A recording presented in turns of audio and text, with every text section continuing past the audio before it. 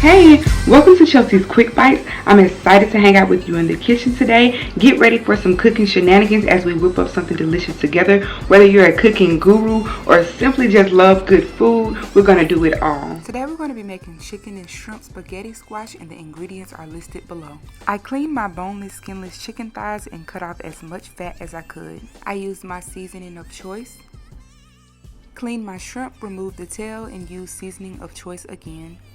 Store that away, and it's time to prep the squash.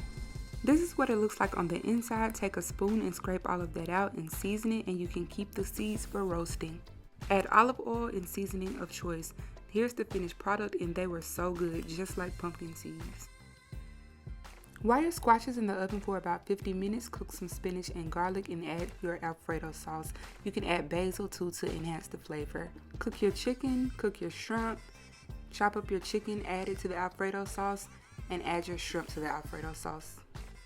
Now that the squash is done, you can take a fork and start making spaghetti. Mix all your ingredients and put it back in the spaghetti squash. I topped it with some Parmesan cheese and put it back in the oven for about 10 minutes. Here's the finished product. This dish was so delicious. Thanks for watching. Join me next time on Chelsea's Quick Bites.